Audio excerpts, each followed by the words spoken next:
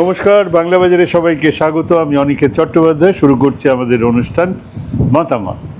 আজকের মতামতের শীর্ষক টুলু মণ্ডলের বিষয়ে আশয়। হ্যাঁ, অগাধ সম্পত্তি পাওয়া গেছে, আজ সেই নিয়ে কিছু কথাবার্তা। আর এরপরেই জানাবো যে বাংলা বাজার সাবস্ক্রাইব করুন, লাইক করুন, শেয়ার করুন, কমেন্ট করুন। আর যদি পারেন, যদি সম্ভব হয়, তাহলে সামান্য পয়সার বিনিময়ে আমাদের বাংলা বাজারের সদস্যপদ নিলে আমাদের খানিকটা সুবিধে হয়। এরপরে বলি যে আজকে কিন্তু জিরো আওয়ার নেই। আজকে শনিবার, রোববার, এই দুদিন আমরা জিরো আওয়ার করছি না। শুরু করছি আমাদের মতামত। আজকের শীর্ষক টুলু মণ্ডলের বিষয় আশয়।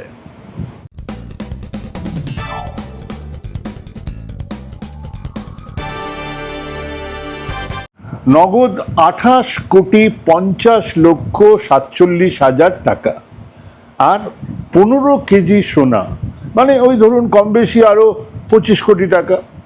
হ্যাঁ, কেবল ওই শালাবাবু মিনারের ছোট্ট বাড়িতেই পাওয়া গেছে টুলু মণ্ডলের এই টাকা আর সোনা।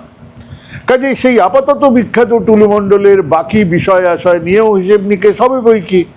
তো সেখানেও বিশাল ব্যাপার। টুলুবাবুর গ্যারাজে মাত্র 242টা বিভিন্ন ধরনের গাড়ি পাওয়া গেছে, যার মধ্যে আছে অডি, BMW তো আছেই এগুলো, আর যা যা আছে আমাদের সাংবাদিকদের জানা নেই বলে ইত্যাদি লিখেই সেরে দিয়েছেন। তো 83টা ট্রাক আর ডাম্পারও বাজেয়াপ্ত হয়েছে। 21টা স্থাবর সম্পত্তির হদিশ পাওয়া গেছে, যার মধ্যে 7টা বাড়ি, একটা খামার বাড়ি, 2টো পেট্রোল পাম্প, একটা ইট ভাটা, একটা পার্কিং প্লেস, 3টে পাথর খাদান আর 2টো ক্র্যাশার রয়েছে। এরপরেও নাকি 300 বিঘে জমিও আছে। তা ওনার বাড়ি থেকেই মিলেছে 3টে টাকা গোনার যন্ত্র। মানে এত টাকা যে টাকা গোনার যন্ত্র দরকার হয়েছিল। ওই যে বলি হীরা নিলে কত শুনি, ব্যাপার নয়, যন্ত্র আছে, গুনে নেবো, কি আছে অসুবিধে। জেলার সাংবাদিকদের সঙ্গে কথা হচ্ছিল এবং সেখান থেকে জানলাম যে টুলু মণ্ডলের মোট সম্পত্তি নাকি, মানে তাদের একটা আন্দাজ 1500 কোটি টাকার বেশি। যার 1500 কোটি টাকা আছে তার ঘরে রেড হওয়ার পরে 60-70 কোটি টাকা উদ্ধার হয়েছে। ওনার মেয়ের বিয়েতে নাকি 150 কোটি টাকা খরচ হয়েছিল। তা উনি কোথায়? জানা যাচ্ছে মানে একটা সূত্র আমাকেই জানাচ্ছে 20 মে নাগাদ তিনি নাকি চলে গেছেন বিদেশ। কোন বিদেশে তা নিয়ে গবেষণা চলছে। তো মুখ্যমন্ত্রী একেবারে মোক্ষম প্রশ্নটা করেছেন, এসব তো আর একলা এমনি সম্ভব হয়নি। রাজ্যের শাসক দলের হাত তো ওনার মাথায় ছিল। 100-র উপরে 200% সঠিক কথা, যুক্তিও অকাট্য। ওই টুলু মণ্ডল একা একা টাকা কামাতো, জাল ডিসিআর নিয়ে ট্রাক চালকদের দিত, টাকা নিয়ে ঘরে আসতো, পাথর খাদানে যেত, ক্র্যাচার চালাতো, টাকা গোনার যন্ত্র নিয়ে টাকা গুনতো। এটা তো আর হতে পারে না। সরকার, শাসক দল, প্রশাসন, পুলিশের একটা বড় অংশ সবাই জানতো, সবাই ছিল, আর সাংবাদিকরাও জানতেন, সব জানতেন। কাজটা চলতো এইভাবে, সবাই ভাগবাটোয়ারা পেয়েছেন। ওনার বিয়েতে নিমন্ত্রিত ছিলেন এমনকি বিজেপির ওখানকার নেতারাও, এবং অনেকে আইফোন পেয়েছে, তাদের অনেককে আইফোন, একেবারে লেটেস্ট আইফোন দেওয়া হয়েছে। কাজেই এদের প্রত্যেককে ধরে ধরে জেলে পাঠানো হোক, প্রত্যেকটার ছবি ছাপা হোক খবরের কাগজে, এইখান পর্যন্ত আমি কিন্তু একেবারে একমত। কিন্তু এরপরে কিছু প্রশ্ন আছে। উনি কবে দেশ ছেড়ে পালাচ্ছেন তা জানা তো খুব সহজ, পাসপোর্ট নাম্বার পেলেই হবে। উনি 4 তারিখে পালা বদলের রাতেই তো পালাননি, কলকাতায় ছিলেন, দুধ পাঠিয়েছেন এধারে ওধারে। এক সূত্র বলছে উনি 20 তারিখে পালিয়েছেন। যদি তাই হয় তাহলে তার আগে পর্যন্ত তিনি কোথায় ছিলেন, কার শেল্টারে ছিলেন? পালা বদলের পরেও স্থানীয় পুলিশ, প্রশাসন, সাংবাদিক, বিভিন্ন ভিজিলেন্স এজেন্সির একজনও কেন হুইসেল বাজালেন না? এতদিন সময় লাগলো কেন?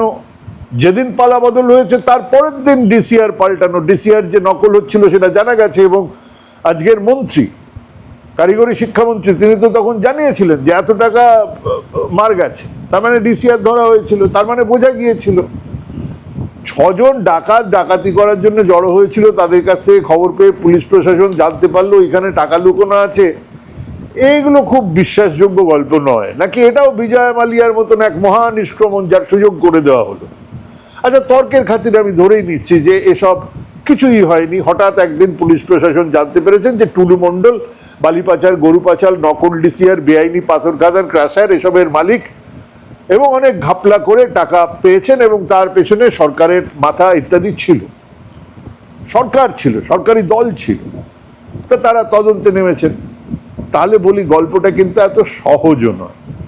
হিন্দি ছবি থ্রিলার আন্ডারওয়ার্ল্ড সিনেমাকেও হার মানাবে সেই গল্প। ইডি কিন্তু এসেছিল টুলু মণ্ডলকে গ্রেপ্তার করতে আজ নয়, বছর দেড়েক আগে। তাদের কাছে তথ্য ছিল, ডিসিআর এর তথ্য ছিল, সোনা চালানের তথ্য ছিল, এবং সেই তথ্যটা আজ নয়, বহু আগেই ছিল। সেই সময় এই টুলুকে ইডির হাত থেকে বাঁচাতে এক বিরাট ছক কষেছিল বীরভূম জেলার পুলিশ। কার অর্ডারে?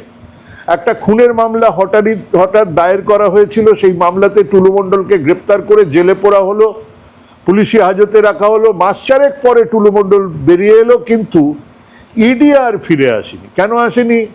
এই 4 মাস ধরে টুলু মণ্ডল ওই জেল থেকে কোন ম্যাজিক করলো, গিলি ফোকাস, ইডি চুপ করে গেল, সবাই চুপ করে গেল। তখনও নতুন সরকার আসেনি, পুরনো সরকার। ইডি কেন চুপ করলো? পুরনো সরকার কেন কিছু করলো না? কেন তখন টুলুকে ইডি গ্রেপ্তার করলো না? মানে বিষয়টা কিন্তু এত ছোট্ট নয় যতটা মনে হচ্ছে। গল্প আরো অনেক বড়, মিলিয়ে নেবেন। এই গল্পও বেশি দিন চলবে না, ঝাঁপ পড়ে যাবে এই গল্পের। তবে যেটুকু পেয়েছি সেটুকু বলি। টুলু মণ্ডলের ঘরে সোনার বার পাওয়া গেছে। অনেকেই টাকা অতটা রাখবে কি করে, টাকা সোনার বার করে রাখে। তা আমাদের দেশে 70% ওই সোনার বার আসে মধ্যপ্রাচ্য থেকে, ইউরোপ থেকেও কিছু আসে। সুইজারল্যান্ডের ভালকাম বিএসএ, এরা সুইস ব্যাংকের সহযোগী সংস্থা। তো এনাদের ছাপ মারা সোনার বাট কিন্তু একেবারে খুব, যাকে বলে আগমার্কা, মানে এর কোনো ছাপ দেখেই পয়সা দিয়ে দেওয়া হবে। তো সোনার বাট সেই ছাপ মারা উদ্ধার হয়েছে ওয়েলকাম বিএসএ, টুলু মণ্ডলের শালা মিনার মণ্ডলের বাড়ি থেকে। এখন যখন উদ্ধার হলো সেখানে, এইখানে অনেকগুলো প্রশ্ন আছে। জুন মাসে কাগজে ছাপা হয়েছিল 15 লক্ষ কোটি টাকার একটা স্ক্যামের কথা। আমরা কত টাকার কথা বলছি? 50-60 কোটি টাকা, 70 কোটি টাকা পাওয়া গেছে, আরো সব মিলিয়ে 150-200 কোটি টাকা স্ক্যামের কথা বলছি। যে স্ক্যামটা ছাপা হয়েছিল সেটা 15 লক্ষ কোটি টাকা। ভুল বলছি না, 15 লক্ষ কোটি টাকার। কি ছিল সেটাতে, কারা জড়িত ছিল সেই ঘাপলাতে জানা গিয়েছিল রাজেশ এক্সপোর্ট নামে একটা কোম্পানি তার রেভিনিউ 15 লক্ষ কোটি টাকা বাড়িয়ে দেখিয়েছিল। মানে তাদের আয় বাড়িয়ে দেখানো হয়েছিল। কেন ভাই? আপনি আয় হলো না কিন্তু আয় দেখাবেন কেন? কারণ আরো 100,000 10,000 লোকের কালো আয়কে সাদা করে দেওয়ার জন্য। খুব সহজ অঙ্ক। এই যে রাজেশ এক্সপোর্টস, এই কোম্পানি আয় কোথা থেকে এলো, এই কোম্পানি কি কি এক্সপোর্ট বা ইম্পোর্ট করলো, হিসেব বলছে তাদের 97 থেকে 99% আয় এই কোম্পানির সহযোগী সংস্থার। সেটা ওয়েলকাম বিএসএ হতে পারে, টুলু মণ্ডলও হতে পারে, ভানুয়াতুতে জড়ো হওয়া বা কেমেন আইল্যান্ডে জড়ো হওয়া বা মরিশাসের ফেক পেপার কোম্পানিগুলোরও হতে পারে। হ্যাঁ, এই ইনফ্লেটেড রেভিনিউ গত 10 বছর ধরে করা হয়েছে, যার পরিমাণ 15 লক্ষ কোটি টাকা, যার বেশিরভাগ লেনদেনের কোনো হদিশ নেই। এবং আমাদের দেশে এইসব দেওয়ানি মামলা স্ক্যামের জন্য কিছুদিনের জন্য জেল ইত্যাদি হয়, তারপর সবাই ছাড় পায়, মামলা চলতে থাকে। এখানেও মামলা চলছে। তবে বেশ কয়েকজন গুরুত্বপূর্ণ জড়িত লোকজন কিন্তু উধাও, ভ্যানিস।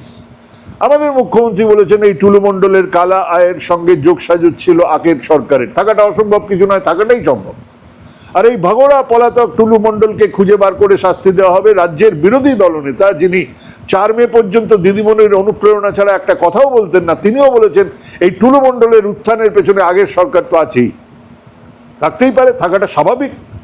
কিন্তু সেই টুলু মণ্ডলের বাপের উত্থান কার সাহায্যে? 150 কোটি টাকা 200 কোটি টাকা স্ক্যামের কথা বলছেন। 15 লক্ষ কোটি টাকা স্ক্যাম কাদের সাহায্যে হয়েছিল? কোন পুলিশ প্রশাসনের সাহায্যে রাজেশ এক্সপোর্ট এই সময় পর্যন্ত সব থেকে বড় 15 লক্ষ কোটি টাকা স্ক্যামের দায়ে অভিযুক্ত হলেন? কেন টুলু মণ্ডলকে ইডি আর গ্রেপ্তার করলো না? কিভাবে টুলু মণ্ডল দেশ ছেড়ে যেতে পারলো? কাদের আশ্রয়ে সে শেষ কিছুদিন কাটালো? বহু প্রশ্নের উত্তর ঘুরছে। যেমন উত্তর মেলেনি 15 লক্ষ কোটি টাকা স্ক্যামের খবর আসার পরেই কেন মাত্র কিছুদিনের মধ্যে সেই খবর আর আমরা দেখতেই পাচ্ছি না। 50-60 কোটি টাকা সিজ করা হয়েছে, জাল ডিসিআর দিয়ে রাজস্ব ভান্ডারে ডাকাতি করা হয়েছে। 15 লক্ষ কোটি টাকার ইনফ্লেটেড রেভিনিউ কোন ভাড়ারে টান দিয়েছে সে কথা কে বলবে? এবং এখন পরিষ্কার যে রাজেশ এক্সপোর্টের সঙ্গে এই টুলু মণ্ডলের একটা যোগসূত্র আছে। দেশ জুড়ে লুটমার চলছে, সে রাম মন্দির হোক আর পাবলিক এক্সচেকার হোক বা ব্যাংক, সর্বত্র চলছে লুট। একটু মনে করিয়ে দিই, সংসদে দেওয়া তথ্য থেকে জানা যাচ্ছে 2015 থেকে আজ অব্দি 38 জন শিল্পপতি দেশ থেকে পালিয়েছেন, সঙ্গে নিয়ে গেছেন কোটি কোটি টাকা। তাদের অনেকের ছবি মোদিজির সঙ্গে আছে, তাদের অনেকেই মোদিজি প্রকাশ্যে মেহুল ভাই বলে সম্বোধন করেছেন, তাদের অনেকেই ওনার পূর্ব পরিচিত। এবং আমাদের মনে আছে, মিত্র ক্ষমতা পেলে সবকটাকে দেশে ফেরাবো, তাদের সুইস ব্যাংকের টাকা দেশে ফেরাবো। 38 জনের কজন দেশে ফিরেছেন? বিজয় মালিয়া বিভিন্ন ব্যাংক থেকে 9,000 কোটি টাকা ঋণ নিয়ে শোধ না করে কেটে পড়েছে। নীরব মোদী, তার বউ অমি মোদী, ভাই নেশাল মোদী আর কাকা আমাদের নরেন্দ্র ভাই দামোদর দাস মোদীজির পরিচিত মেহুল ভাই চোকসি, মেহুল চোকসি, এনারা মিলে 12,636 কোটি টাকার জোট চুরি করেছে পাঞ্জাব ন্যাশনাল ব্যাংকের সঙ্গে। যতীন মেহতা উইনসাম ডায়মন্ডের মালিক, 7,000 কোটি টাকার ঘাপলা। আইপিএল এর ললিত মোদী 125 কোটি টাকার ঘাপলা। স্টার্লিং বায়োটেক লিমিটেড, 2 ডিরেক্টর চেতন জয়ন্তীলাল সন্দেশেরা আর নিতিন জয়ন্তীলাল সন্দেশেরা 5,000 কোটি টাকার জোট চুরি করেছে। আশিস জওয়ান পুত্র এবি কটস্পিন প্রাইভেট লিমিটেডের 770 কোটি টাকা। হিরে ব্যবসায়ী রিতেশ জৈন 1,500 কোটি টাকা। Surendra Singh, Angad Singh, Harsahib Singh oriental bank of commerce থেকে 390 কোটি টাকা তুলে ধাঁ।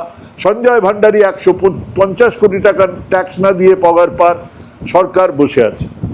মোদী জামানার শুরুতেই বিজয় মালিয়া দেশ ছেড়ে পালালো। কত টাকার ঘাপলা? 7,505 কোটি টাকার।